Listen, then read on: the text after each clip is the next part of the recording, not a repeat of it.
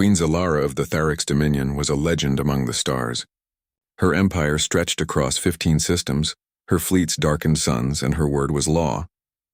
Yet despite her power, there was one thing she refused: companionship. Dozens of alien nobles, warriors, and even kings from other species had traveled across light years to win her hand. All were rejected, some left angry, others left broken, a few never left at all. To the galaxy, Zalara was known as the untouched sovereign, a ruler who bowed to no heart, no plea, and no weakness. Her people admired her strength, but many feared she had lost her soul to the throne. She ruled from the crystalline palace of Varnus Prime, a fortress of silver towers and glowing skies. Every word she spoke was measured, every movement sharp like a blade. Yet in quiet moments, even the queen sometimes wondered what it meant to be alone among billions. Then came the war.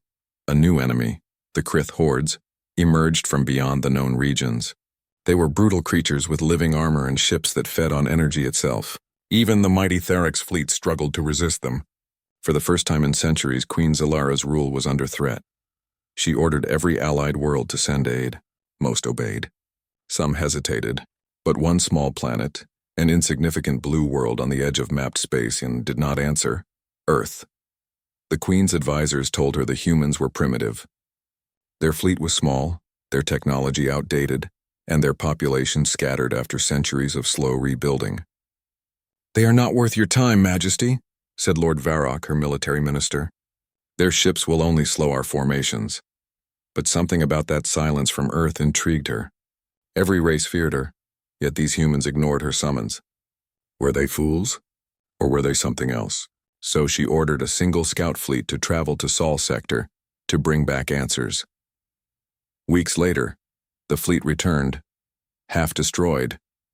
The captain who survived brought reports that stunned the royal court. "Your Majesty," he said, kneeling before her, "we found Earth. They refused to submit.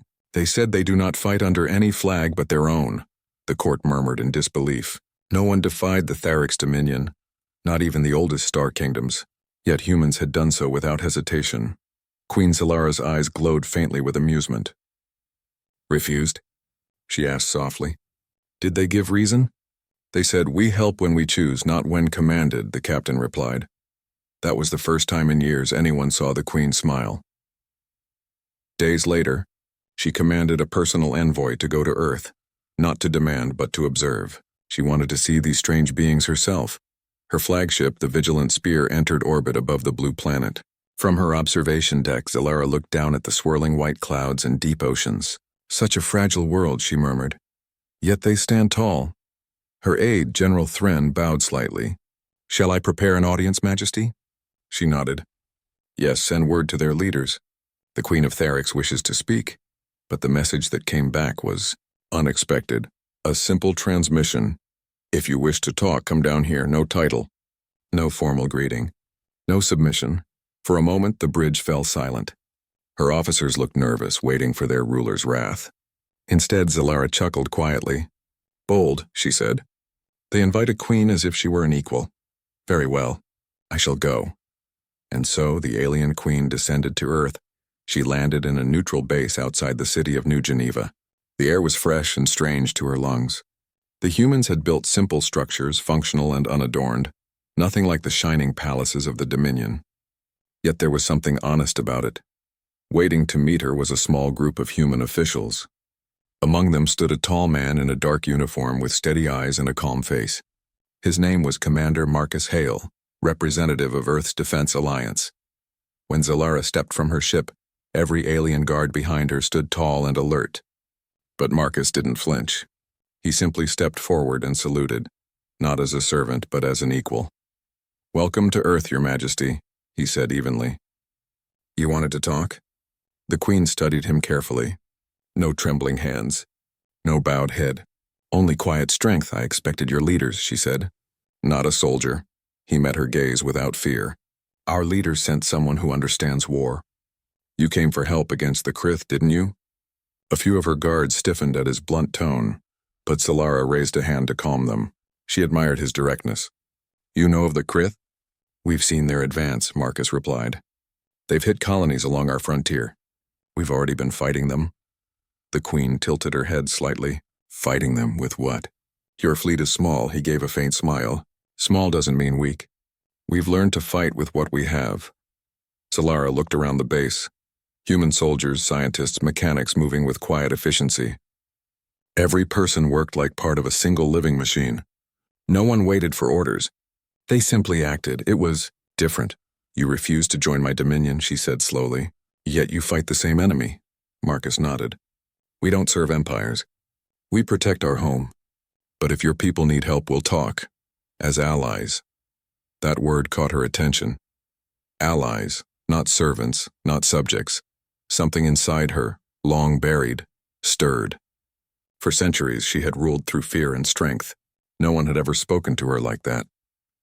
That night, Solara stayed in the human base under guard, though she knew she could crush the planet if she wished. But she didn't. She wanted to understand these humans who dared to treat her as one of their own. From her quarters, she watched them through the glass, laughing, eating together, training late into the night. They were fragile creatures, soft-skinned and mortal, yet there was a strange light in them. A fire. Strange species, she murmured to herself. They fear nothing. Marcus visited her later that night to discuss strategy. Your fleets are powerful, he said, but the Krith adapt fast. You'll need new tactics, not just more ships. The Queen raised an eyebrow. And you believe your kind can teach us war? Not teach, he replied. Share. She looked at him again, this simple human soldier who spoke to her like an equal, offering ideas, not obedience.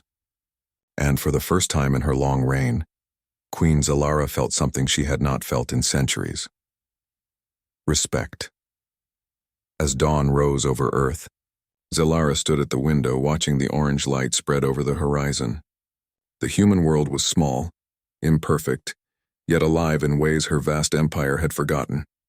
For the first time, the Queen of Therix wondered if perhaps strength was not only measured by power, but by heart.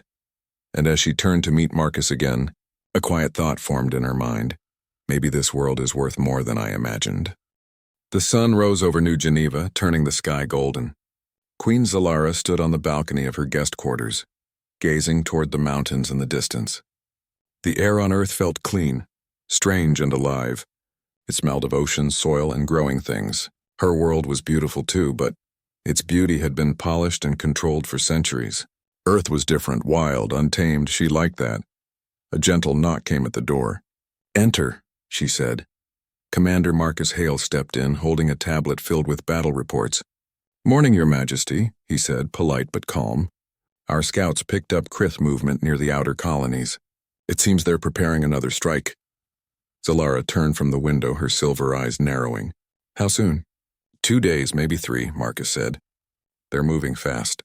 Too fast, the Queen nodded slowly. The Krith do not waste time. When they find prey, they swarm until nothing remains.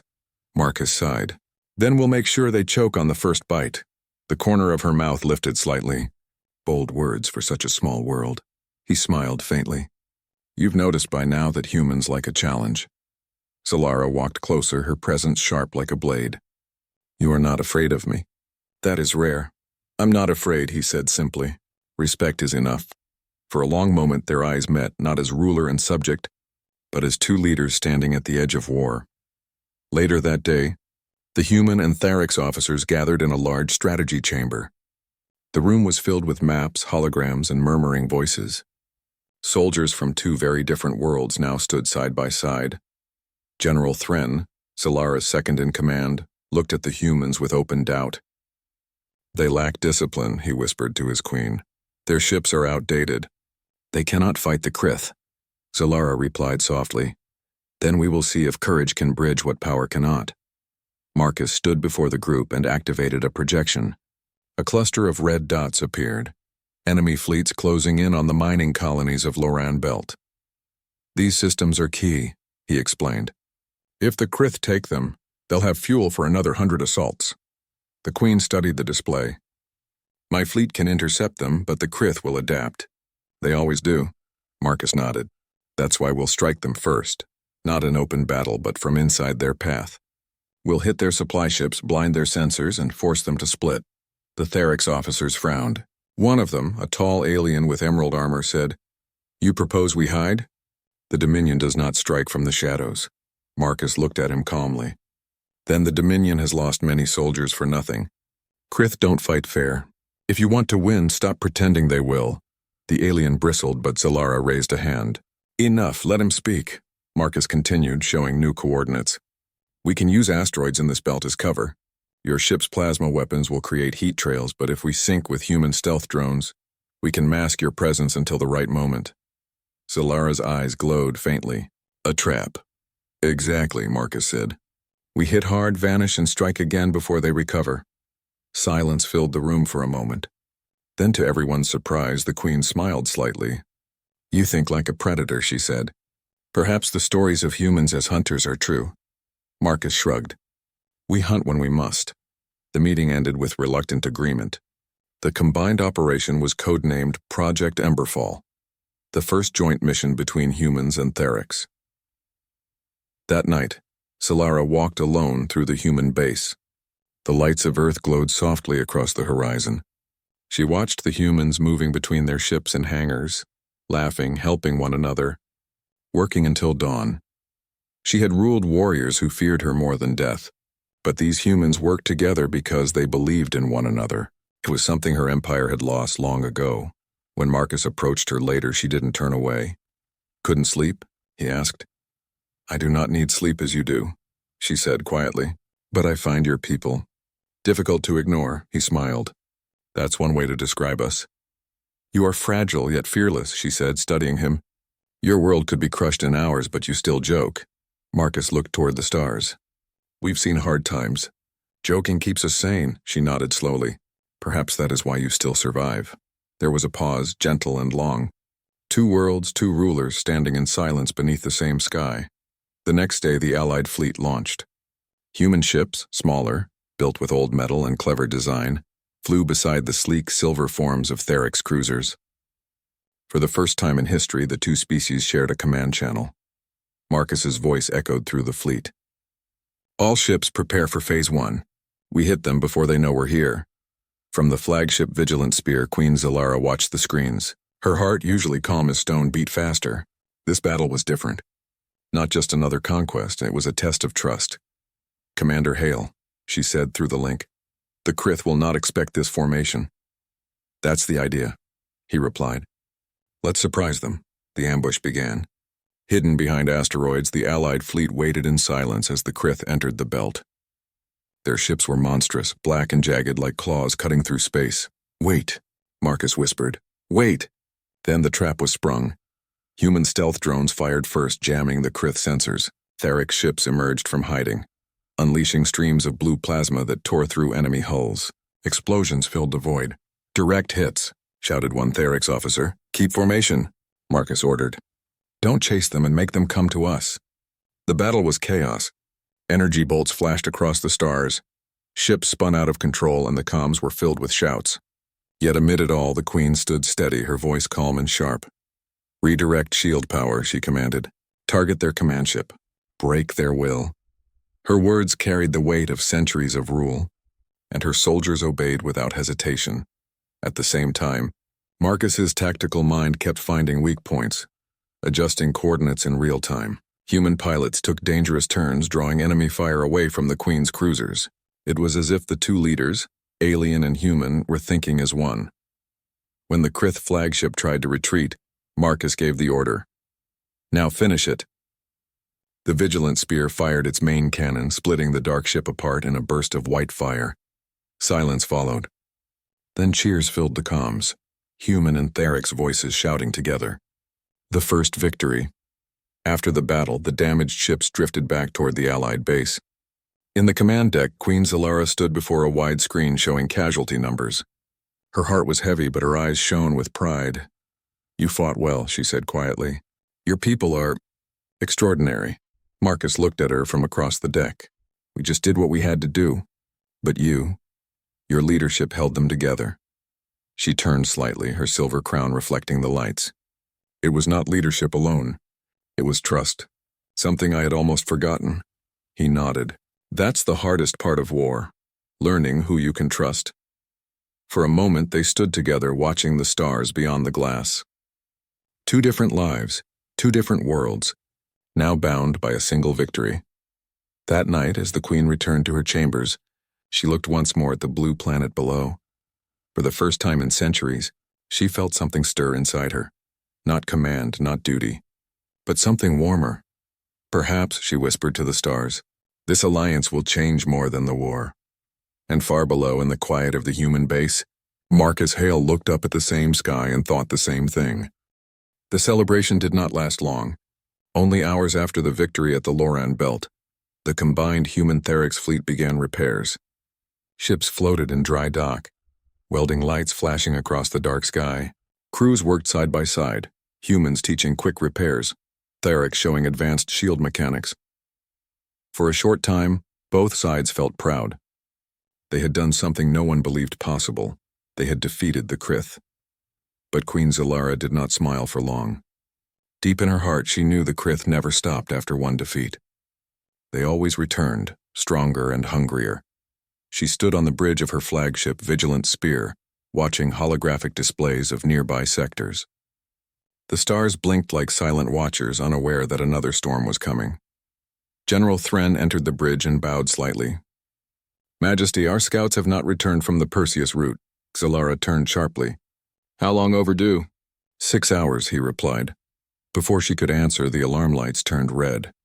A communications officer shouted, "Incoming transmission. Emergency signal from Outpost Delta 4. Put it on screen," the Queen ordered. The hologram flickered to life. The face of a Therix commander appeared, covered in smoke and panic. They found us. Krith ships, dozens. They're using new weapons shields can't hold. The transmission cut out in a burst of static. Everyone on the bridge went silent. Then Marcus Hale's voice came through the open channel from the human base. Queen Zalara, we just picked up the same signal. They've broken through the defense line. Zalara looked up, her voice cold and steady. Then the enemy learns quickly. Within hours, the fleet was on the move again. The Joint Command met aboard the Vigilant Spear. Maps of the outer colonies floated in the air, showing red enemy markers spreading fast. They're not attacking in one direction, Marcus said, pointing at the glowing dots. They're splitting into smaller swarms, hitting supply stations, comm relays, and mining fields all at once.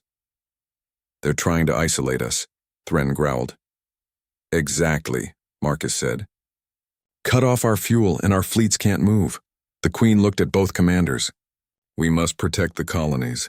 If we lose them, my empire will crumble. Marcus nodded. And Earth will be next. For a moment, silence filled the room. The same thought crossed both their minds. If the Krith reached Earth, there would be no stopping them. Then Zalara spoke. We divide the fleet. Half will guard the colonies. The rest will strike their command base. Thren looked shocked. That's madness. We don't even know where their base is. Marcus stepped forward. Actually, we do. Everyone turned to him. He placed a new image on the display. A hidden star system deep inside a nebula. One of our probes followed their communication trails. The signals point here, the Drax Nebula. Zalara studied it carefully. A perfect hiding place, Marcus nodded. Thick radiation clouds, difficult sensors, but possible entry if we use Therix shielding. Thren hesitated. It could be a trap. Marcus looked at him calmly. Everything in war is a trap. The question is, who springs it first? Zalara's lips curved into a faint smile. You speak like a Therix general, Commander Hale. He shrugged. I just hate losing. Hours later, the Vigilant Spear and a smaller human battle group jumped into the Drax Nebula. The light outside turned deep purple, and lightning arcs danced through clouds of gas. Static crackled across the bridge. Visibility reduced to 20%, the pilot warned. Maintain formation, Zalara commanded. Marcus stood beside her, studying the scanners. If I were the Krith, I'd hide behind those magnetic ridges, he said, pointing to a dark mass ahead. You think like prey, Thren said.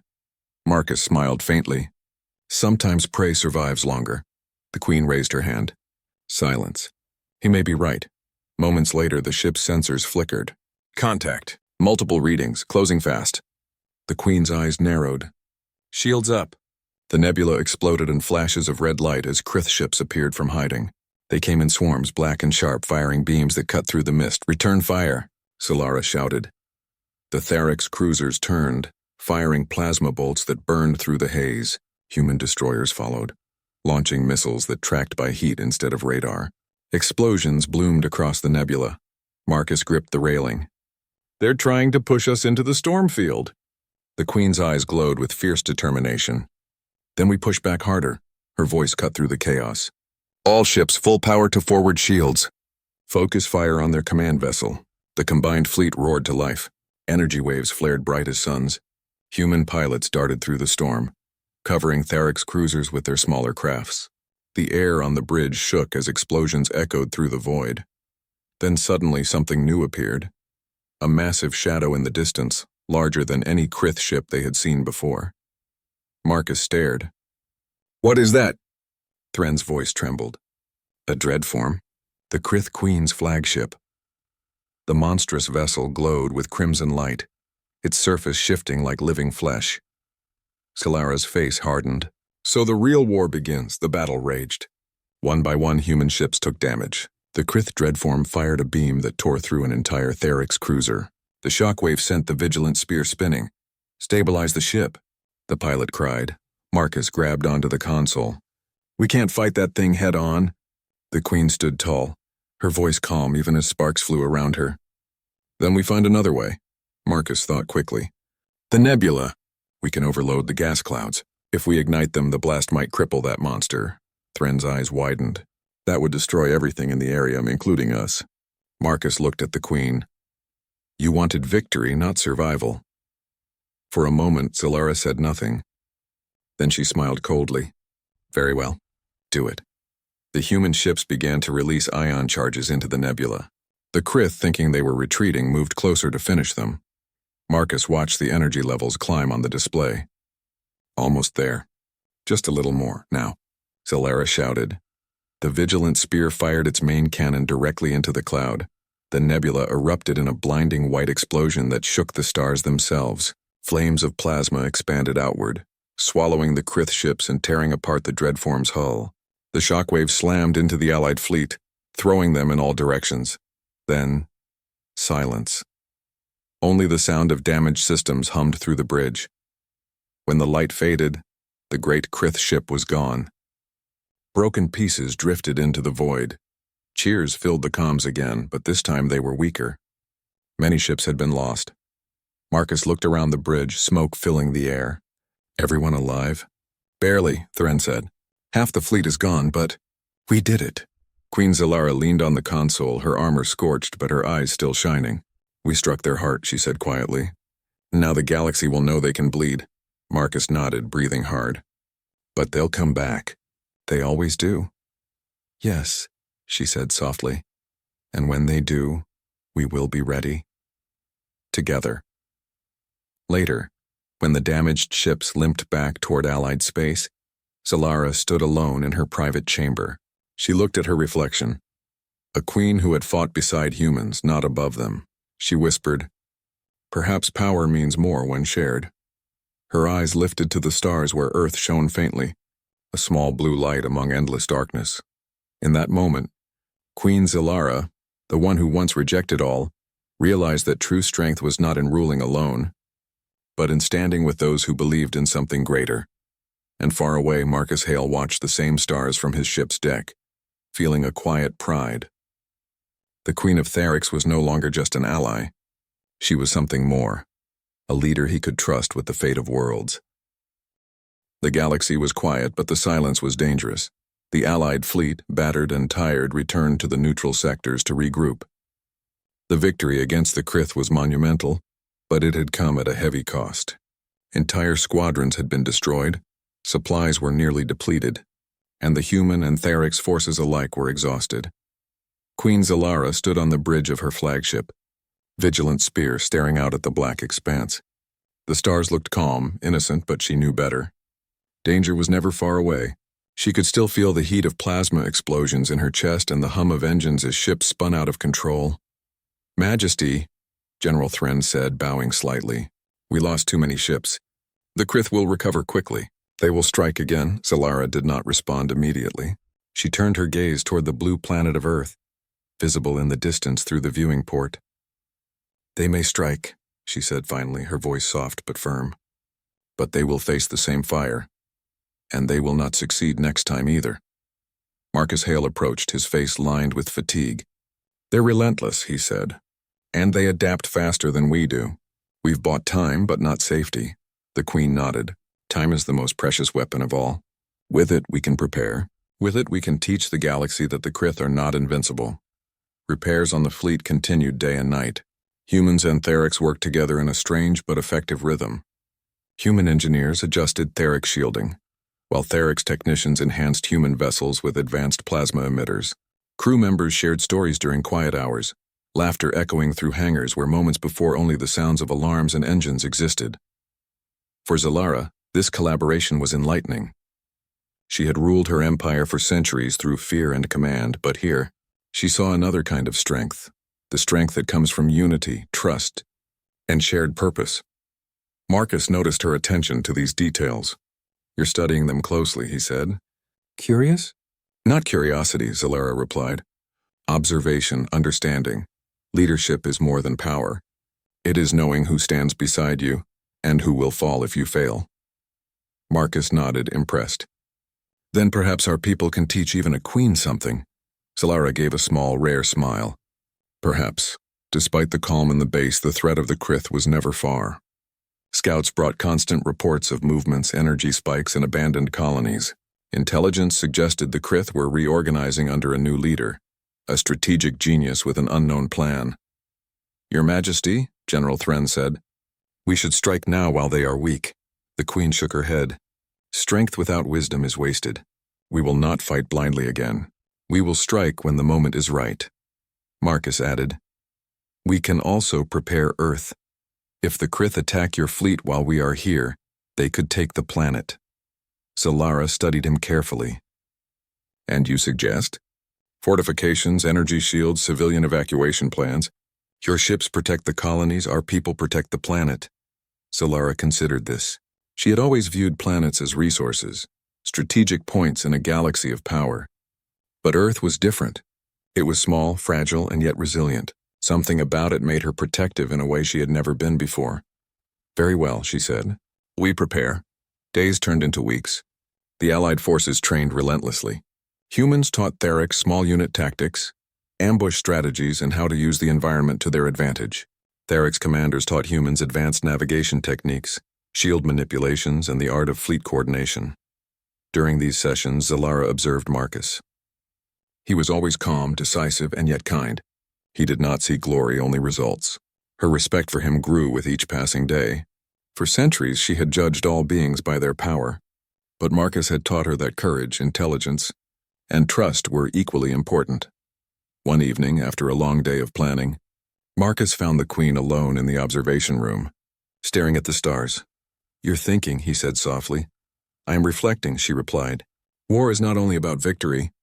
It is about the cost. Every life lost, every ship destroyed, these are not numbers. They are choices we must live with, Marcus nodded. And yet you carried us through the storm. You led with wisdom and courage. Zalara's eyes glimmered with faint amusement. Perhaps, or perhaps I simply learned from watching humans like you. They shared a quiet moment, two leaders from different worlds, recognizing each other's strength and resilience. But peace was fragile. A warning came late one night. Krith scouts had detected the Allied fleet's location. Hundreds of ships were moving at high speed, converging on the neutral sectors where Earth and the Therics fleet resided. Zalara's eyes narrowed. They strike sooner than expected. Marcus activated the hologram, showing the enemy formation. They've split into 3 groups, one targeting the colonies, one trying to bypass us entirely, and the third, heading straight for Earth. General Thren growled. Impossible. They cannot move so fast and coordinate so precisely. Marcus's voice was calm but tense. They're learning. Adaptation is their greatest strength. The Queen stood silent for a moment, absorbing the information. Then she spoke, her voice firm. We divide our forces. Half of the fleet will intercept the first 2 groups. The remainder, with human support, will protect Earth. Failure is not an option. Majesty, Thren said, the enemy will outnumber us. Zalara's eyes glowed silver. Then we will make them regret every step. The next day the battle began. The first group of Krith ships collided with the Therics fleet in deep space. Plasma beams lit the darkness like violent lightning, and explosions sent debris spinning through the void. Human ships flanked the enemy using small, fast crafts to confuse and harass them. Meanwhile, Solara led the second group toward Earth. Marcus coordinated the defenses from the planet, guiding ships through asteroid fields, radiation storms, and gravity wells. Civilians were evacuated into secure bunkers and energy shields protected cities. The Queen's silver ships moved with precision, covering human vessels and anticipating every enemy move. For hours, the battle raged. It was during this chaos that Solara witnessed something she had never seen in centuries: fearlessness. Human pilots risked their lives to protect others.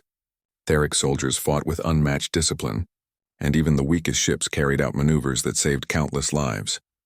For a moment, she allowed herself to feel pride, not in power, not in conquest, but in shared courage. But victory always comes with a price. Several human ships were destroyed, taking their crews with them. Theric's cruisers were badly damaged, and one squadron barely escaped the nebula. The Queen's flagship received minor hits, enough to remind her that even she was not invincible. Marcus returned to the Queen via comms. "We held Earth, but the cost, it was high." Solara nodded, her gaze fixed on the stars. "War always demands a price. We pay it or we perish," he paused. You carry it differently. You do not falter even when lives are lost." She looked at him, her voice soft but firm. "Because faltering will cost even more lives." "That is leadership."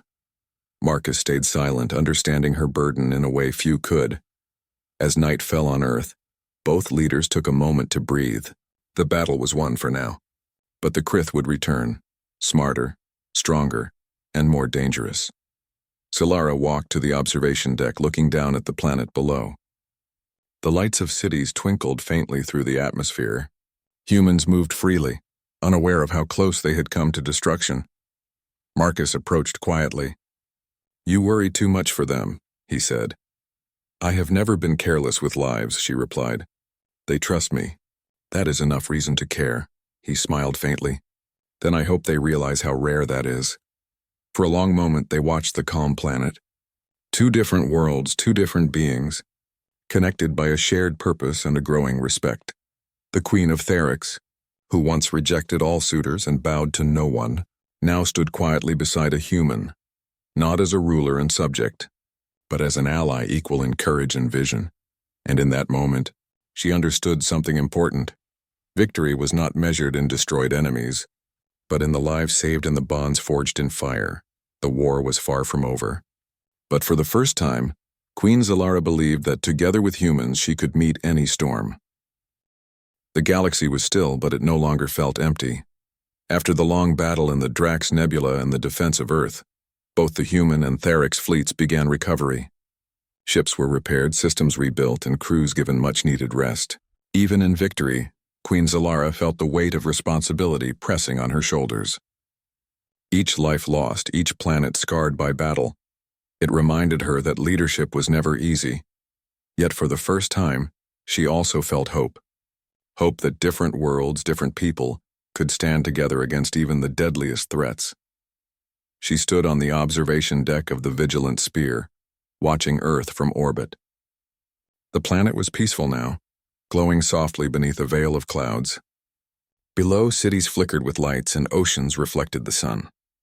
She could see humans moving freely, their laughter and chatter hidden from the vastness of space, yet somehow present in the calm.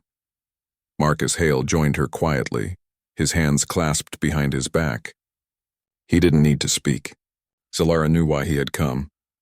"You've changed," he said finally, his tone quiet but firm. She looked at him, curious. "Changed?" "Yes," he replied. "You once ruled alone, trusting only yourself. Now you trust others. You've learned to share your burden, your strength, even your decisions. That is what makes a leader worth following." Solara considered his words, a faint smile tugging at her lips. "Perhaps," she said softly. "Or perhaps I have simply seen the courage of humans, and realized it is not so different from my own." Marcus nodded, looking out at the blue planet. "Your people could learn from them, and perhaps they already have." The Queen was silent for a moment, lost in thought. Her empire had always valued order, power, and obedience. But humans had something different: creativity, unpredictability, and above all, trust in one another. That trust had saved countless lives in the past weeks. Perhaps it could save more. Days passed. The fleets repaired, the bases restored, and communications re-established. Queen Zalara held a grand council with human and Therix officers together. "This war will not be won by one world alone," she declared. "The Krith are clever, strong, and merciless. We must remain united if we hope to survive." Marcus stood at her side. "We will stand with you, Majesty, as allies. Not subjects, not under command. But together we fight." The council room filled with quiet murmurs of agreement. Therix soldiers, who had always obeyed through fear, now nodded in understanding.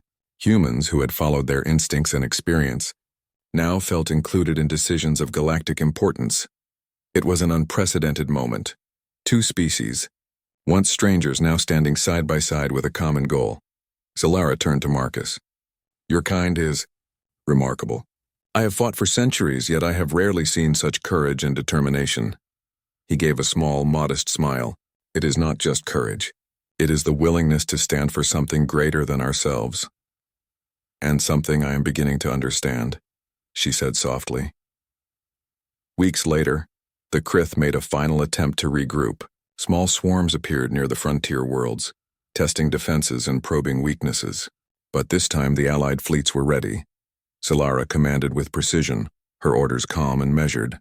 Marcus coordinated human defenses, guiding fighters through narrow asteroid fields and using stealth tactics to confuse the enemy. The battles were intense, but this time, losses were minimal.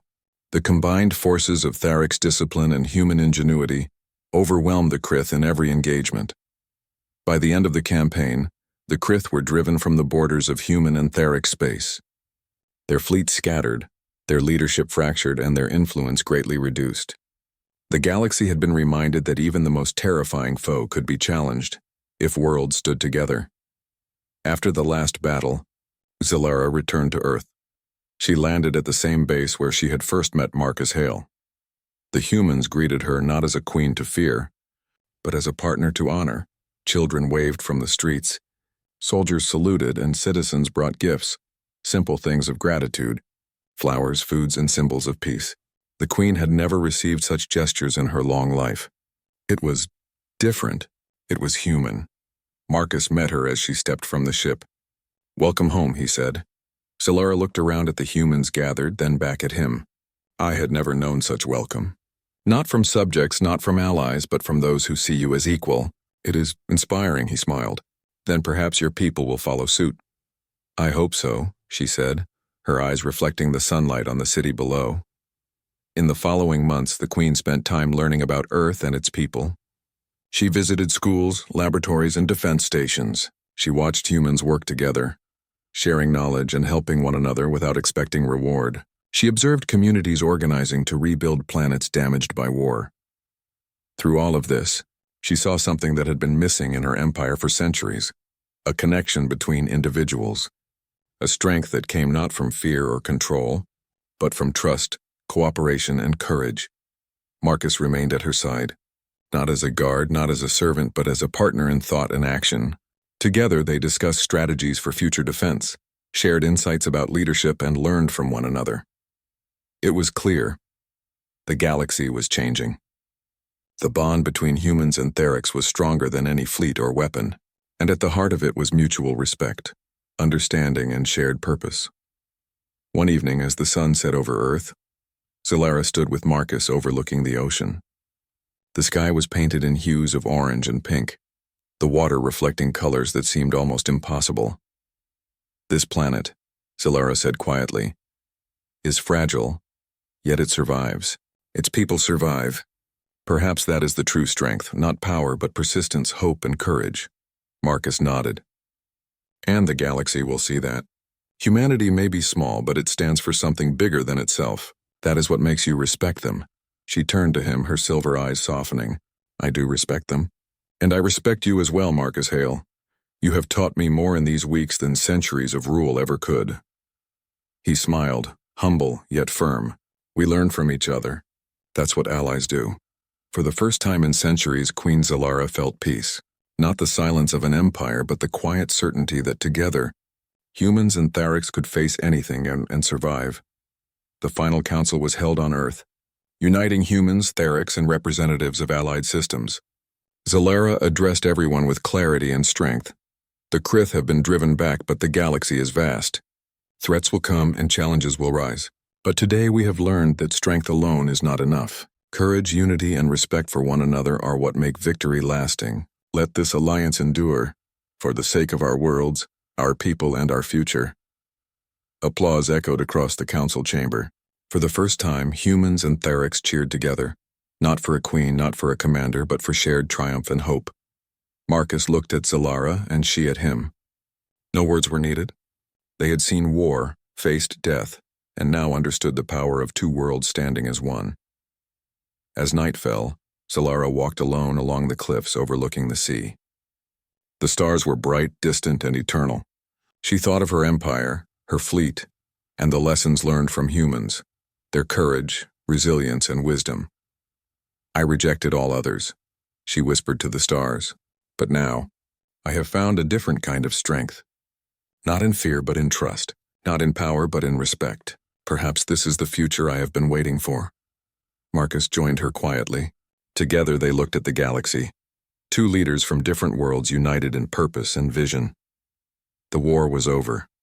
The Krith were driven back, and the dawn of a new era had begun. One where humans and Therics could face the universe together, stronger than ever. The queen who once rejected all had learned to value courage and partnership.